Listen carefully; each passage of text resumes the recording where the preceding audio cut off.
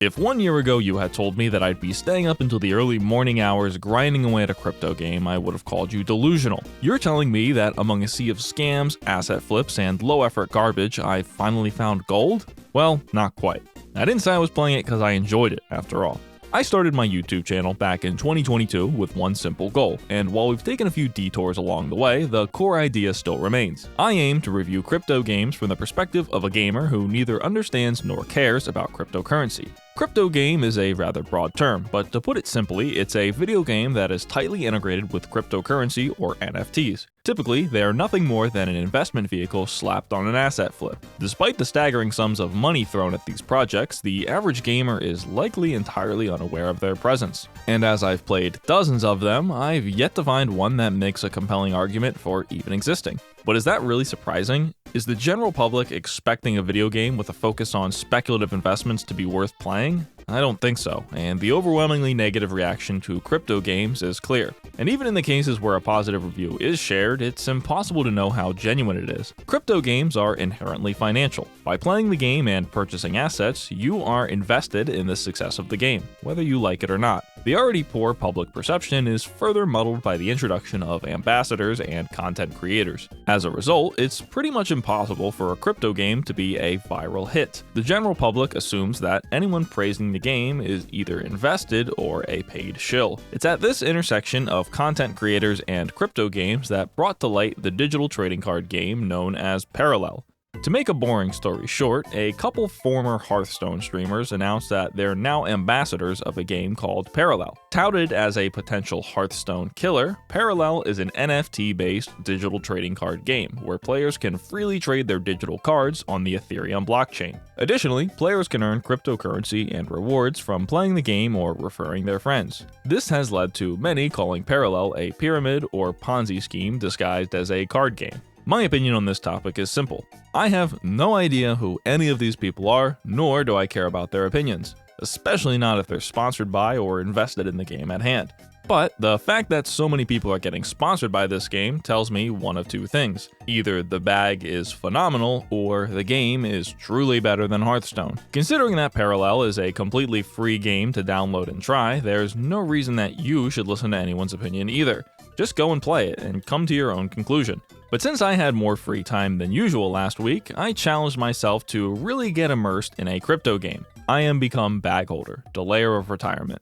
Jokes aside, Parallel is a perfect candidate for a return to my old video format, the worst NFT game ever. This includes giving the game a Jauwn score. If you're a new viewer, you might not remember this. Basically, I created a scale to rank crypto games and crypto games only, as when traditional rating methods are applied, none surpass a 2.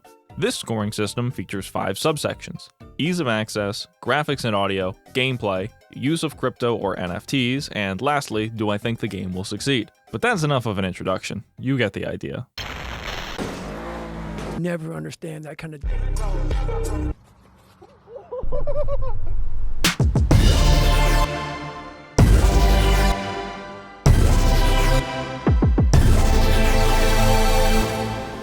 You're watching Jauwn. Parallel is the debut game from the newly formed Parallel Studios. Usually, I would fill this section by talking about where the company is located and what games they previously worked on, but their website answers neither of these questions. They do have a blurb stating that the game is brought to you by the artists and developers from the following companies, but they don't list any specific people or roles, so this might as well be ignored. Signing up for an account is easy enough, and you don't have to link any crypto wallets or do anything out of the ordinary. Just your regular old email sign up. The game itself is a compact 6 GB in size, and installing it was straightforward. I'm usually on high alert when downloading crypto games, so I did get a bit alarmed when I saw that the EXE was digitally signed by 127831185 Canada Incorporated. Odd, I thought the devs were called Parallel Studios. A bit of research revealed that this is a shell company founded by the game's initial investors. Aside from this one, I found 2 other businesses associated with Parallel. The first of which is a company called Electric Square. This appears to be an outsourced game development firm that can either assist with or fully develop your game. I was unable to confirm what percentage of the development they're responsible for, but we might as well just assume that they're doing all of the work. This would not be uncommon for a crypto game. In fact, it's pretty normal. Usually, a holding company handles all of the advertisement and investing, while the actual work is done by contractors. In addition to Electric Square, Parallel is closely related to another company called Echelon Prime, which is headquartered in the Cayman Islands. This company acts as the distributor and manager for all of Parallel's cryptocurrency aspects. Again, not uncommon for a crypto game, since the Cayman Islands are a well-known tax haven with lax crypto regulation. While this would all be highly suspicious in a non-crypto game, this is the norm for Web3, so we can ignore this and continue to the game. Parallel launches directly into an impressively animated introductory cutscene. This serves as a bit of exposition and backstory, although I found it a bit hard to follow since it doesn't have any subtitles. Mars bows to no one, including Echelon. Oh yes, the good old Marcolian way. Don't start something you can't finish. Armor Division! Once this ends, you're thrown into the tutorial. Parallel is a digital card game, clearly inspired by Hearthstone. Let's walk through the rules. Matches consist of a 1v1 battle between two players, each with 30 health and a deck of 40 cards. Similar to Hearthstone's classes, most cards in Parallel belong to one of 5 distinct parallels. A deck can contain cards from one parallel of your choice, as well as neutral cards. In addition to a parallel, each deck must also choose a paragon. This is a sort of hero card, and each parallel has 3 to choose from. The paragons have a variety of different effects, both passive and active, that form the basis of your deck's strategy. For example, this paragon gives us a free unit every 4 turns. However, some paragons can be played directly to the battlefield, just like any other card. Cards come in 4 different types: relics, units, effects, or upgrades. You can play as many cards as you wish per turn, so long as you have enough energy. This is the game's main resource, and unlike Hearthstone's mana, you do not gain energy at the beginning of each turn. Instead, you must bank one of the cards in your hand. Each banked card gives 1 energy. For example, if you have 4 banked cards, then you'll start each turn with 4 energy. Since both players begin the match with 0 energy, it's likely that your first move will always be to bank a card. The most commonly used cards in the game are units, which are played to the battleground. These all have a health and attack value, and some have additional special effects. 2 examples being units with Defender that can block attacks, or ones with Muster that trigger a special effect on play. These effects, and many others in this game, will be immediately familiar to any Hearthstone player. Upgrades are a type of card that can be attached to units, giving them special powers such as increased stats or a shield. Effects are Parallel's version of spell cards, and relics are a certain type of spell that persists on the battlefield, usually providing a passive bonus. The goal of each match is to lower the enemy's health to 0. Combat between unit cards works the same as it does in Hearthstone. You click on a unit and then drag your mouse over an enemy to attack. Cards are destroyed when their health reaches 0. And that's the gist of it. If you're a fan of other digital card games, you'll easily be able to figure it out. The tutorial does a pretty good job explaining these rules, although I think it holds your hand a little bit too much. You're told exactly where to click and what to do, but not really why you should do those things. I would imagine that this could be very overwhelming for someone entirely new to TCGs. And speaking of overwhelming, let's talk about the game's UI. It's horrendous. There's no other way to put it. There's so much wasted space, and the most important aspects are minuscule. Literally, the text is so small that it's illegible. To make things even worse, they chose to use the color scheme of yellow and white for all text in the game. As you can imagine, this causes text to be invisible against most card art, as the text is always printed on top of the image. I can't believe that someone QA'd this and said, "Looks good to me." This isn't a trading card, it's a Snellen chart. If you're watching this video on a phone, you might as well just go ahead and turn your screen off. There's no way you can read any of this. I would imagine that this would be slightly better if I had a monitor with a higher resolution, but most people use 1080p screens. You should design your game around the norm, not the outlier. The trash UI is easily one of the most common complaints you'll see regarding the game, and the developers do seem to be aware. However, people have been complaining about this since the first alpha over a year ago. Why did they decide to go into open beta with a UI this bad? I would go as far as to say that they need to scrap this entire interface and start over from scratch. But these problems aren't limited just to the battle interface. Whether you're navigating menus, browsing the card collection, or building a deck, the experience is always made worse by the piss-poor interface design. Digging into the visual problems a bit deeper, I want to point out a recurring trend that I noticed with card descriptions. Not only is the text difficult to read, but descriptions are verbose without reason. Here's an example. This unit cannot attack. This unit cannot be targeted by friendly effects or abilities, and upgrades may not be attached to this unit. When this unit would be destroyed, remove it from the game instead. 35 words. Way too wordy for what is a tremendously basic description. At this rate, the average parallel card will make Relinquished look like Pot of Greed. Here's my version of the card. Can't attack. Can't be targeted by friendly effects, abilities, or upgrades. On destruction, remove from game. 16 words, less work to write, and easier to read. Why overcomplicate things? Similar to the UI, the fact that these card texts were greenlit makes me feel like the developers don't have a whole lot of experience playing or making card games. Browsing Electric Square's credits on Moby Games confirms this suspicion. Out of the 11 games they've worked on, all are racing or action games. If you're contracting a developer, then why wouldn't you pick one who specializes in card games? I could easily spend an hour just pointing out blatant examples of gaming anti-patterns, but I'll give one more before moving on. The special ability of my selected Paragon allows me to choose a unit to summon every 4 turns. However, whenever this happens, the board is completely blurred. I can't even see the board state, and you're asking me to choose a card? How am I supposed to know which is best? There's no way to clear this either. Pressing escape does nothing. Am I expected to just constantly remember the board state at all times? This is irredeemable. Delete it and start over. Continuing with an analysis of the game's visual presentation, let's talk about the card art. I'm fully aware that art is subjective, but with that said, I am not a fan of Parallel's card art. It's tremendously inconsistent, with some being 3D renders and others being digital paintings. I wouldn't say that any of it is objectively bad, it's just not fitting for a card game. I can't even tell what most of these are supposed to be, especially when they're so small. It makes identifying cards at a glance immensely difficult, and it also reduces my interest in the game's lore. The color palette is dark and muted, but the artwork is often quite busy. These would be okay as standalone art pieces, but they don't really work too well as trading cards. There also doesn't appear to be any obvious way to tell what rarity a card is. But I don't know, maybe my eyes are starting to get tired from reading this tiny text.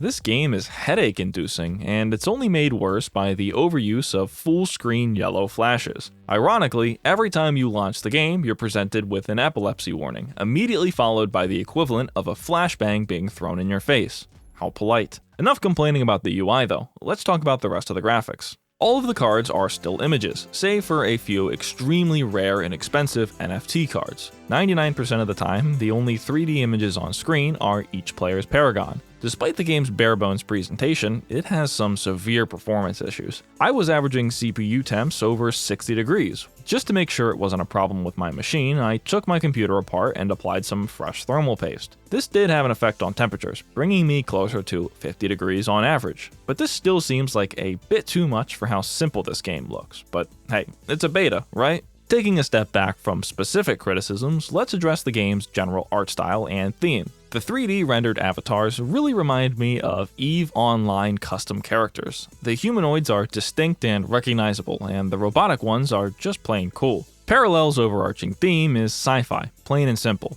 There aren't a lot of mainstream sci-fi TCGs, at least that I'm aware of, so it's a good niche. This is further complemented by their choice of artists, who specialize in this sort of design. I think they absolutely have the tools to make a visually appealing and unique art style. I can see a lot of potential here, but I also think they have some growing to do. So my core feedback here is to coordinate card art styles a bit better, and redesign the art to help the characters on the cards stand out from the background. In contrast to the visuals, I have far fewer complaints with the audio. The soundtrack is subtle, and most of the music is nothing more than a low ambient drone. This is honestly fine. If the music was too distracting, I would just turn it off anyway.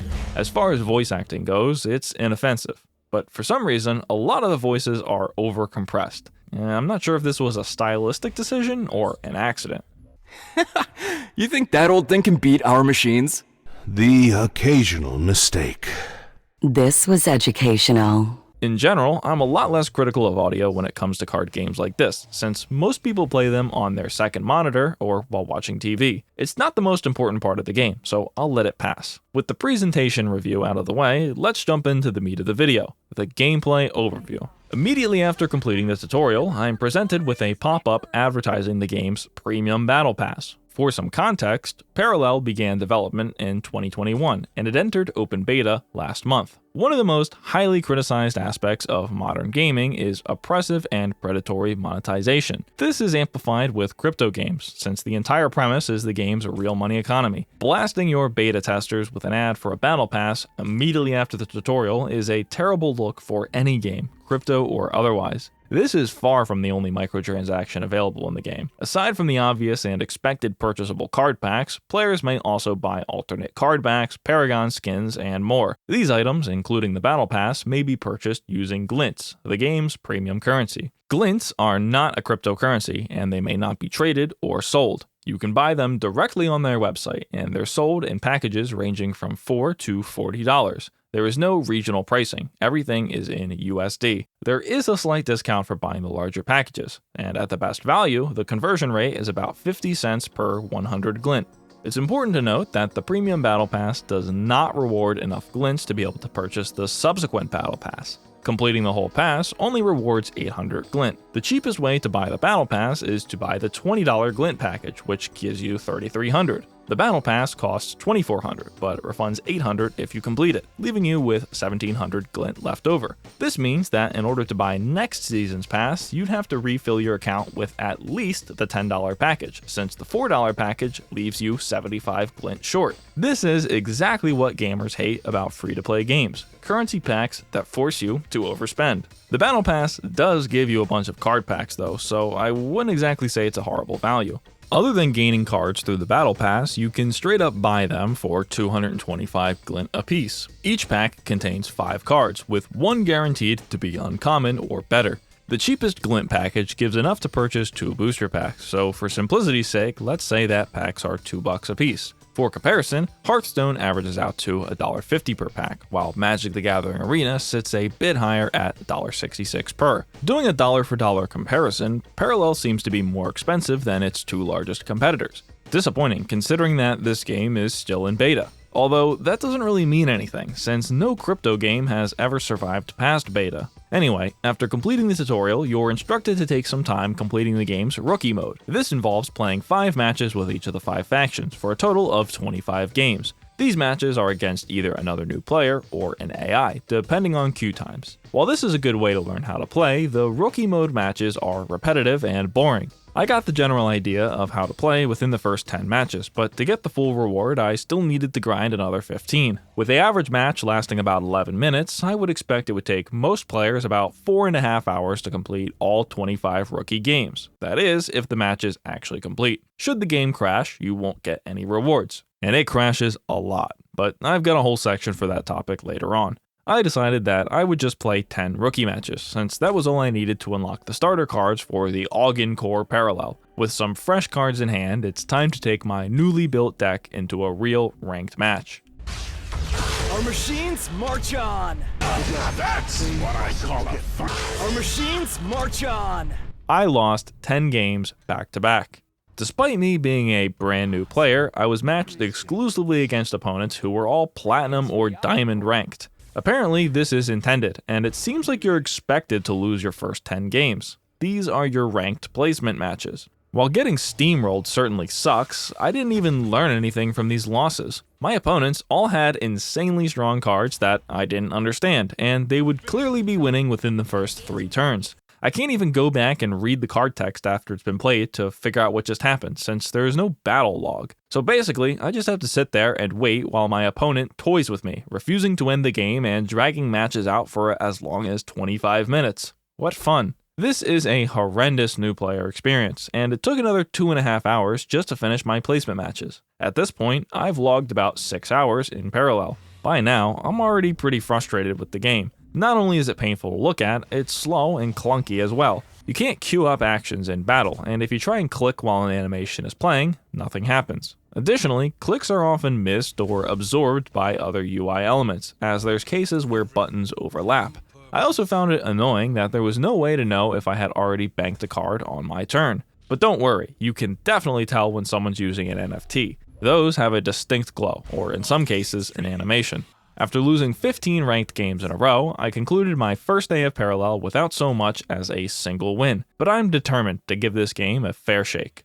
Therefore, my next step is to improve my card collection. These starter cards suck. I need to get a meta deck. Time to grind. Another frustrating aspect of Parallel is the painfully slow rate at which you level up. Losses do not give any experience, currency, or battle pass progress, so you might as well just surrender if you're clearly going to lose. Aside from winning, your only other way to level up and get free cards is by completing your daily quest. Sadly, you only get one per day. Each mission gives you about half a battle pass level, so they're definitely worth doing. But that's it. Once my single daily mission is complete, I'm back to square one. My deck still sucks. I'm never gonna win a game at this rate. I need more cards. Heading back to the rookie mode, I can complete the remaining 15 practice matches to get a few more card packs, as well as some guaranteed legendaries. I quickly realized that there was no reason to actually participate in these matches, since you don't have to win to get the free pack. You just can't surrender. I proceeded to open up a completely different card game and play it on top of Parallel. To do this, I use a nifty tool called Always on Top. This is available as part of the Microsoft Power Toys package. I'll put a link in the description if you're interested. Anyway, I've never played Marvel Snap before, so let's try that. It's alright. It's definitely designed to be played on a phone, so the desktop experience is subpar. One thing I noticed is that Snap absolutely showers new players with rewards. You could binge this game immediately, and the seemingly endless reward loop keeps me engaged. The complete opposite of Parallel, which forces new players to sit through 5 hours of slog while they drip feed them cards you'll never use. But that's enough of Marvel Snap. This is a video about Parallel. Once I finished all 25 rookie matches, completed my daily mission, and collected the Battle Pass rewards, I hit another brick wall. Now, the only way I can get anything for free is by winning a bunch of ranked games, which is impossible, or by waiting for tomorrow's daily mission. I had already identified that the Augencore Parallel was my favorite, so I guess I'll focus on building a more viable deck and trying to win. Similar to Hearthstone, unwanted or excess cards can be converted to scrap, which can then be used to craft a card of your choice. Every card in the game may be crafted via scrap, so in theory, there's nothing that you can't get for free. It might take you 500 hours, but it's still free. Unfortunately, the interface for the card collection page is just as bad as the rest of the games, if not worse. There's no way to tell what the rarity of a card is without clicking on it and opening a menu. That's annoying in and of itself, but what really bothered me was the time-consuming nature of mass scrapping. To scrap a card, you must click on it to open a menu. Then you click on another button on the other side of the screen to go to the crafting tab. Here you can then click scrap. However, not all cards are eligible to be scrapped, the free rookie cards being an example. There's no way to tell if a card is scrappable until you've clicked through to this scrapping menu. This means that it takes 2 clicks with a brief load in between just to check if you can scrap a card. Since I knew I only wanted to play Augencore, I decided to scrap every other Parallels card so I could craft an important legendary. After 10 minutes of clicking, I had finally collected enough scrap to craft not only a legendary, but a few rare and uncommon cards as well. My collection, while smaller, was now more refined. With a slightly more meta deck, I found more success in the game's ranked mode. And by success, I mean that I won maybe every 3 out of 10 games. It's at this point that the game's cracks really started to show, adding to my already high levels of frustration. Similar to many games in early development, Parallel is littered with bugs. Connection issues, crashes, freezes, pick your poison. To be honest, I actually didn't have a single game-breaking issue until my 3rd day playing the game. But then, out of nowhere, I'd find myself failing to connect to what felt like every 3rd match. When this happens, you have to close the game completely, since it'll just get stuck on the connecting screen forever. But most importantly, and perhaps most frequently, you'll be randomly unable to perform any actions at all. I don't know what causes this, but sometimes you'll start a match unable to click on anything. You can't play cards, you can't end your turn, nothing. The only solution is to close the game and take the loss.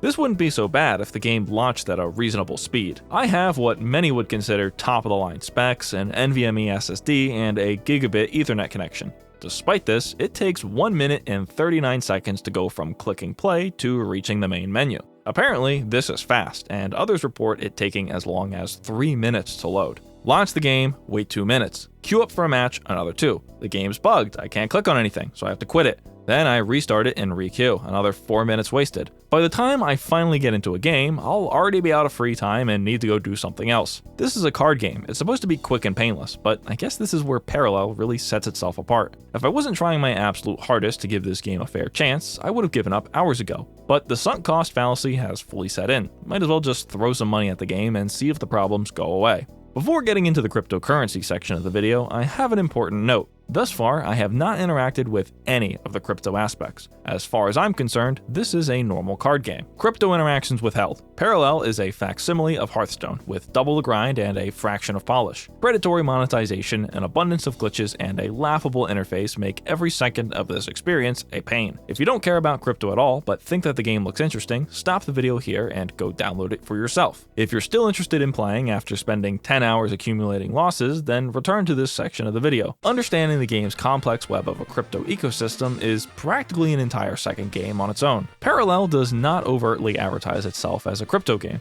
In fact, they kind of go out of their way to hide the fact that it has NFTs. Instead of using that verboten term, Parallel prefers to call them digital collectibles. But don't let that fool you. There is not a single difference here besides the name. This is just the new label that crypto hucksters have slapped on NFTs once they realized the general public had no interest. All cards in Parallel can be obtained through normal card packs or crafting. You do not need to interact with cryptocurrency at all to collect every card in the game. In theory, at least. In reality, I would imagine it would take an outlandish amount of time or money to actually achieve this goal. But that's the whole benefit of a crypto game, right? I own my cards, so I can just sell duplicates to fund more card packs. You'd think that, but that's only partially true. All packs earned in-game, either through glint purchases or level up rewards, give apparition cards. These cards are not NFTs. They are functionally identical to cards in Hearthstone, Yu-Gi-Oh! Master Duel, or any other digital card game. This means that they cannot be sold or traded,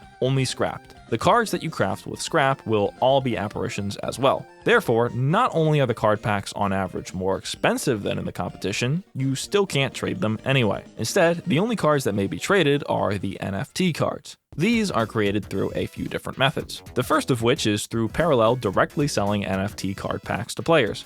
Each NFT card is limited in supply, so there will only ever be a certain amount of copies of that card in circulation. Since the initial pack sales for both the base set and the upcoming expansion have already ended, your only chance to get them is on the secondary market. The prices are astronomical, and all transactions have a 12.5% fee. Additionally, you'll have to pay Ethereum gas fees to move the cards from OpenSea to your Parallel wallet. In Parallel's defense, they also support the Ethereum base blockchain, which does not have fees. However, the selection of cards available for sale on this blockchain is limited, so depending on what you need, you might be forced to pay Ethereum's high fees. The second method for obtaining NFT cards is by purchasing a starter pack from the game's website. These cost 0.01 Ethereum each, valued at $30, and contain enough cards to build a full deck of NFT cards. Some of these cards are just unplayably bad, so don't expect to be able to make full use of every one. There is one starter deck for each of the 5 parallels, although they contain a mix of faction-specific and neutral cards.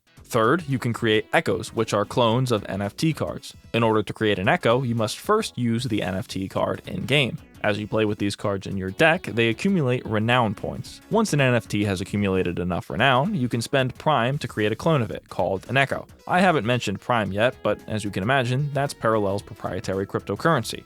We'll come back to that in a moment. But in general, this is Parallel's way of helping to alleviate the inevitable issue of a low card supply. However, it still relies on players actually wanting to sell their cards. Since anyone can buy these cards, whether they play the game or not, there will always be an issue of whales who just accumulate the most important cards and manipulate the market. This is a problem with physical trading card games as well, but since there's shipping and storage costs in real life, the problem isn't quite as bad. The fourth, and I think the last way that you can get NFTs is through random giveaways or the premium battle pass. But this is definitely not a reliable way to get them, and it might as well be disregarded. So why would anyone ever want one of these NFT cards, considering that the only difference in game is an easily overlooked shiny glow? Money. Prime, as I just mentioned, is the game's proprietary cryptocurrency. It is an ERC20 token on the Ethereum blockchain, if that means anything to you.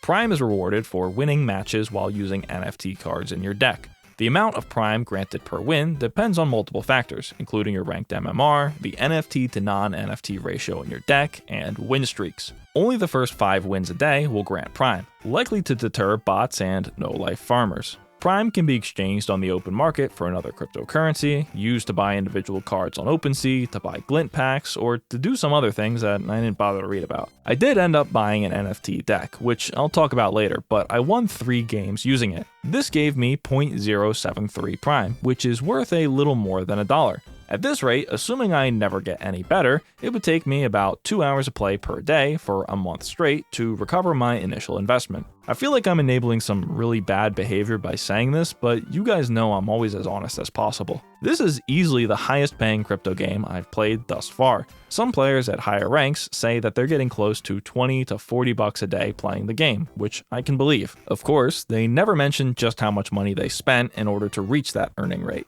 This could have easily been a 5-figure investment, given how high card prices are. Besides having a full deck of NFTs and being a high rank, you can earn even more Prime by owning one of Parallel's 11,000 randomly generated avatar NFTs. These are currently priced at about $2,300 each. Other benefits from owning these avatars include access to Parallel's upcoming second game, which is described as an AI-powered 3D colony sim. To interact with our avatars and allow players to immerse themselves into the Parallel lore. Hey, who are you? I'm an engineer of the Corp, but you can call me Rodden. Who is the chief engineer? The esteemed chief engineer of the Corp. That would be Jauwn. I'm not even going to bother looking at this.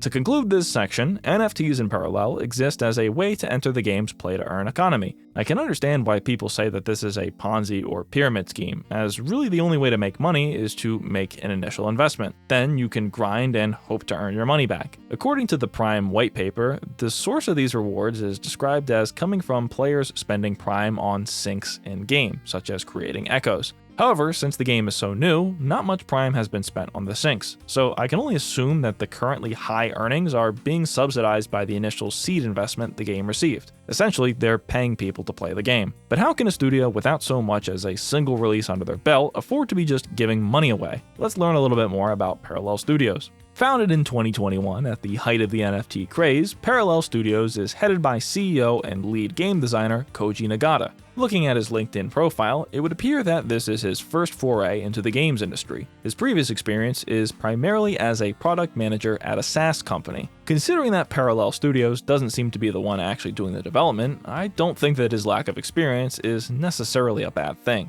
I've said this before, you're totally allowed to change careers and start making video games. But I do think a lack of experience brings you increased scrutiny, especially when you consider the sheer amount of money behind this project. And just how much money are we talking exactly? Thanks to the blockchain, we can do the math ourselves and figure it out. Since most of their money was raised in the form of Ethereum, I'm just going to assume that they immediately turned it into US dollars for the sake of simplicity. Here's a screenshot of the numbers I used. Before Parallel had even received their first venture capital funds, they offered an NFT pre-sale to fund development. This was in March 2021, and they raised $1.3 million.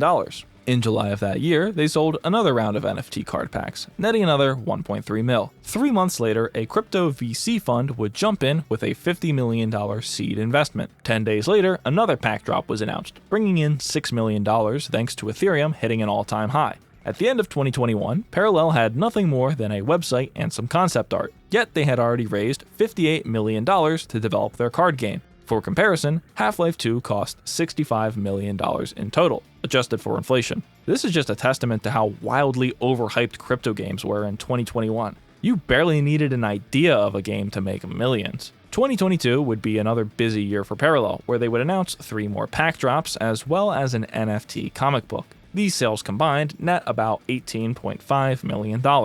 In December, the game entered a limited early access alpha period, just over a year and a half after the company was founded. 2023 was a slower year for Parallel as far as NFT sales went, with only 2 big drops. First, they held a pre-sale for an expansion pack titled Planetfall. This was announced and sold in October, but the cards aren't slated to be added to the game until June of 2024. This sale totaled $7.5 million. At around the same time, Parallel announced their second game, the AI LLM-powered colony simulation game. They sold about $1.2 million worth of avatars. And then finally, last month, they received another $35 million in venture capital funds. Alright, that was a lot of money. But before we add it all up, we can't forget the royalties. All Parallel NFTs are coded to give them a cut of all secondary market sales. Currently, the rates are 5% of each avatar and 10% of each card sale. It's not easy to calculate their revenue from this, but by using the total volume on OpenSea and an Ethereum price of $1,500, I estimated about $12 million in royalties to date. So, in total, I estimate that Parallel has collected over $131 million in NFT sales and VC funding in 3 years. And I'm sure that I'm missing some money somewhere, since this doesn't account for any of their non-crypto sales. Nonetheless, the game has raised more money than most will ever make, without even leaving beta. Impressive to some, but kind of sickening to me. This aggressive monetization and overabundance of fundraising is part of the reason why people often call crypto games a scam. It's like a black hole for investor money, delivering subpar products at hilarious prices. But hey, get that bag, I guess. If it isn't already obvious, this is why so many people keep making these crypto games. It's also why a lot of crypto games front-load their sales, making most of their money before even releasing the gameplay footage. As I always say, urgency and FOMO are two of the easiest ways to get people to spend money without thinking.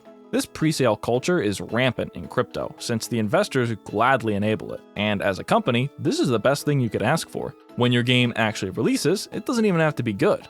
You'll have hundreds of bag holders that will gladly shill your game on social media, free of charge. It's one of the most obvious grifts of all time, if you ask me. But what do I know? I'm just a poor person stuck living in the past, and a sheep who loves Activision. But how many people are playing Parallel anyway? Their Discord server has 46,000 members, and their Twitter account has 165,000 followers. However, their YouTube channel, where they post exclusive cinematics and behind-the-scenes footage, barely cracks 400 views per video. Since Parallel has never officially announced their player count, there's no way to know for sure. However, I noticed that I was ranked 3,422 on the leaderboard. Considering that I lost over 30 games and won maybe 5, I can't imagine that there's too many people below me. Since they won't tell us the real number, I'd say it's safe to assume that about 5,000 people have played Parallel. This would make it one of the most played NFT games of all time. With a thorough understanding that I'd either be sacrificing a lot of time or money to climb the Parallel ladder, I decided to bite the bullet and buy one of the NFT starter packs. If you remember my most recent video on the sandbox, I'd bought $50 worth of Ethereum with the intention of creating my own NFT. However, I didn't end up doing that since I had to wait a week for the funds to clear, so the coins have just been sitting in my account. Unfortunately, that $50 is now only worth $33.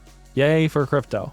I was grateful to find that Parallel accepts base Ethereum. This means that I don't have to pay any extra fees, which could easily be over $10 at peak hours. Sending my crypto from MetaMask to Parallel was actually pretty easy, as long as you know how to send and receive crypto. It's really not that hard, just anxiety-inducing, since if you screw up and send the money to the wrong address, it's gone forever. Once the purchase cleared, I received the cards in-game after a few minutes. Time to load up a nice and shiny 100% NFT deck. I lost every game.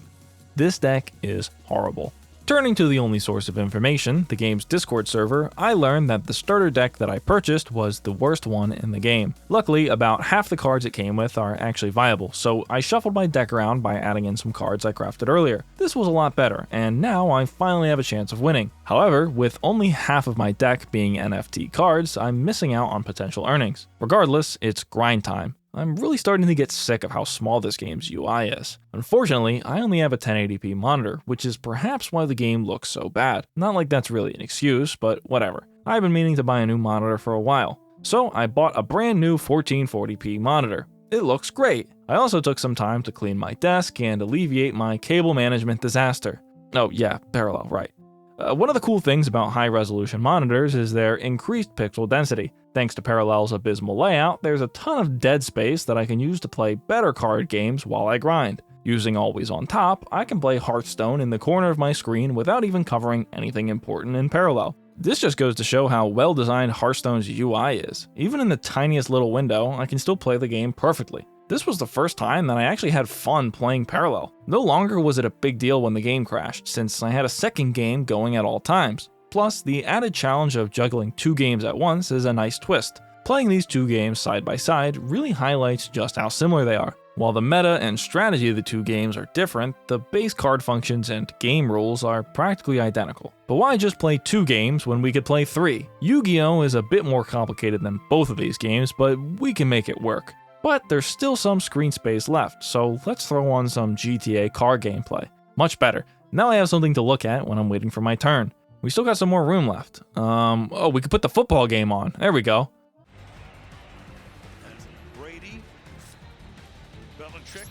I can feel my brain rotting with every second spent doing this. This can't be healthy. In all seriousness, I don't hate Parallel. It's glitchy, it hurts your eyes, and it brings nothing new to the TCG genre, but it's not offensive. Problem is, it's already more expensive and grindy than every other free-to-play card game on the market without even touching the crypto aspects. When you add in crypto, suddenly it becomes one of the most expensive games ever made. But the whole benefit of having the crypto implementation is so that you can just buy and sell individual cards instead of fishing through packs, right? I only needed one additional legendary card to finish my deck, but I ran out of scrap. It would probably cost me $40 to buy enough packs to get scrap for a legendary, so let's just try and buy the card I want outright. I head to the marketplace, type in the name of the card I want, and it costs over $3,000. After seeing this, I uninstalled the game. This is a game for whales and gambling addicts. I am not wasting another second of my life on this. But maybe this is who crypto games are designed for. When crypto bros first started trying to pitch us gaming NFTs, they were advertised as a way to carry items from one game to another. Obviously, that was a bunch of nonsense, and there aren't even any crypto games that do this. Once we realized that that was a scam, they said it was about having digital scarcity. Well, that just limits the amount of people that can play your game, so that fell out of favor too. Now, all they have left is true ownership, except even that isn't true. If you read the terms of service for Parallel, there's a line that says they reserve the right to remove your cards from your account, even though they're on the blockchain. That doesn't sound like true ownership to me. In Parallel's defense, they're one of the only crypto games that doesn't tout true ownership on their website, so maybe that's my fault for assuming. Regardless, this is exactly where we started. Players need to maintain an identical, if not greater sense of trust in a crypto game developer as they would a normal game developer. And at the end of the day, this is still a video game. It's completely centralized and under the control of one team, the developers. Blockchains have no purpose in gaming, and they actively make the user experience worse every step of the way. The problems that blockchain is advertised as solving have never been tech issues. Cross-game trading and real money marketplaces. These both have existed for decades without a blockchain.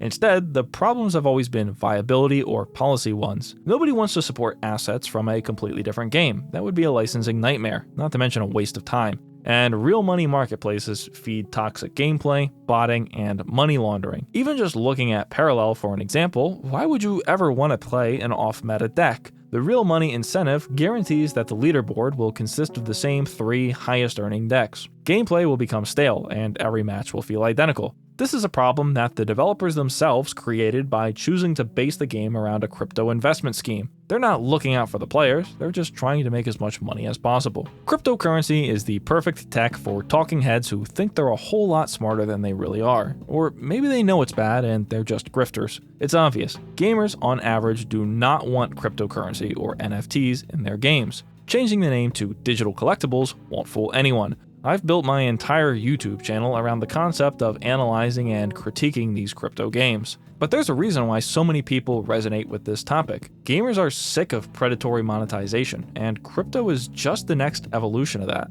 After spending over 1,000 hours investigating and playing crypto games, I'm convinced that the entire ecosystem consists of maybe 10,000 real people and millions of bots. Every time I join a new crypto game Discord, I see the exact same people who are just jumping from pump and dump to pump and dump. These guys spend every waking second checking charts and reading Twitter. Crypto games are like a boys club for terminally online people with more money than sense. But hey, I guess we're still too early. It's easy to meet expectations when your goalpost moves at the speed of sound. This video is already plenty long, but we still gotta do a recap and give a Jauwn score. Point number 1, ease of access. The Parallel game client is easy to download and install. Creating an account does not require a crypto wallet. The tutorial, while less detailed than I would have liked, is sufficient. However, finding in-depth information about the game is difficult. All discussion regarding the game is confined within the bounds of their Discord server. This means that you might have to search through hundreds of irrelevant discussions to find the info you need. In their defense, the community is very active, and when I had a question, it was answered within minutes. Based on this, I can't see a reason why Parallel wouldn't get a 5 out of 5 in this category. Point number 2, graphics and audio. The interface is abysmal. It needs to be reworked from the ground up. Card art is inconsistent and confusing, but there are some pretty cool pieces. The general sci-fi aesthetic and theme is pretty cool, but that's about the only good thing I have to say about the game's visuals. Due to the terrible UI alone, I can't in good faith give Parallel above a 0.25 out of 2.5 for graphics. The audio, on the other hand, is much more acceptable, but it's nothing too impressive. I don't remember any of the music, and it was too quiet to really hear anyway. The voices are overcompressed, but the acting isn't terrible. None of the card sound effects are particularly memorable. Nothing has a real impact or satisfying feel to it. Sound effects just kind of exist. But it's not bad, and it's a lot easier to fix bad audio than it is to fix bad visuals, so I'll help their score out by giving them a 1.5 out of 2.5 in the audio category. Combined, this gives them a total score of 1.75 out of 5 in graphics and audio. Point number 3, the gameplay. Parallel is a Hearthstone clone, there's no denying it. This, on its own, is not a bad thing, but it's undeniable. There aren't any card effects that wowed me or stood out as memorable. It's all just a variation of the same tried and true effects we've been seeing in card games for decades. That being said, I do feel like the banking mechanic changes the flow and strategy of the gameplay significantly. Considering that I spent my entire playtime getting my ass handed to me, I really shouldn't be speaking about the game's meta. However, reading community complaints indicate that many players are frustrated with how overpowered certain cards are. There are 3 or 4 meta decks that are clearly dominating the ladder right now, and players are itching for the new expansion pack to shake things up. Unlike Gods Unchained, Parallel does not lock balance after a certain amount of time. As far as I can tell, they reserve the right to modify any card in the future. The bones of the game are solid, and it works, but the crashes, disconnects, long load times, and poor performance hold it back. I really can't give it too high of a score. The best I can offer is a 2.5, which is half a point less than I gave Gods Unchained. But there is a lot of room for improvement, so if they fix the main problems, they could easily gain another point or 2 in this category. Point number 4, the use of crypto and NFT technology. As usual, crypto does not improve the gameplay in any shape or form. In fact, it makes the experience actively worse. TCGs already heavily favor the players with bigger wallets, but with a play-to-earn crypto game, the rich only get richer. Navigating the complex world of crypto is difficult and not explained at all by Parallel. This leaves unfamiliar users open to getting scammed and losing their cards. There is not a single thing that Parallel uses the blockchain for that couldn't be done without. That is, if you don't count the sale of unregistered securities. That's pretty tough to do without crypto. And lastly, you don't even own your cards, since their terms and conditions suggest that they can confiscate your cards if you break the rules. This is no different than in a non-crypto game. Because of the abundance of negatives and complete lack of positives brought by the inclusion of crypto, I gave Parallel a 0 out of 5 in this section. Point number 5. Will this project succeed? This is a tough question to answer. Do I think it will kill Hearthstone? Obviously not. The only thing that can kill Hearthstone is itself. Do I think it'll take a significant share of the market from Hearthstone?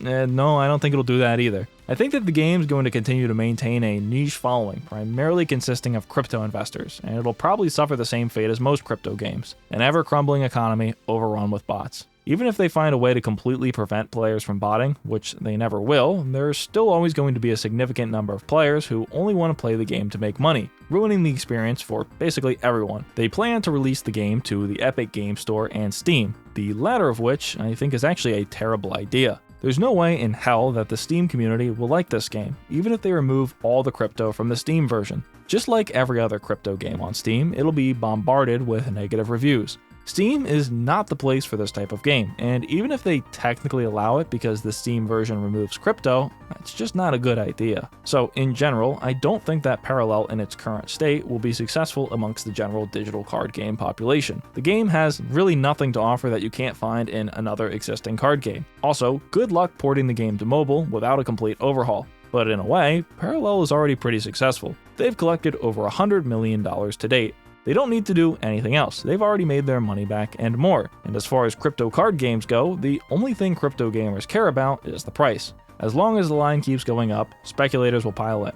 Because of the game's narrow appeal focusing on speculative investors, I gave Parallel a 2.5 out of 5 in this category. With all categories combined, the total Jauwn score for Parallel is a 47 out of 100. This score puts Parallel just behind the Walking Dead NFT game as the second best NFT game ever made. Congratulations!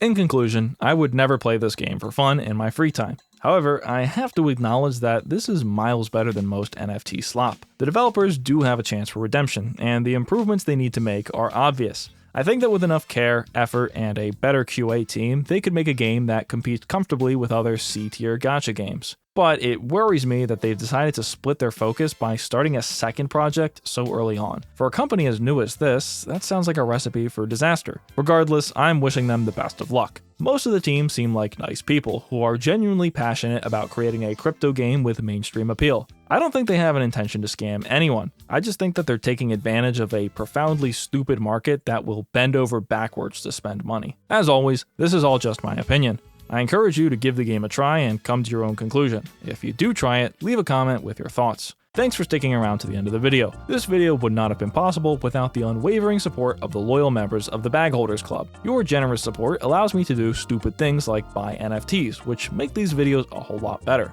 If you liked the video, I have a whole series in this format, which you can find through the playlist linked in the description. I'm Jauwn, and thanks for watching. Goodbye.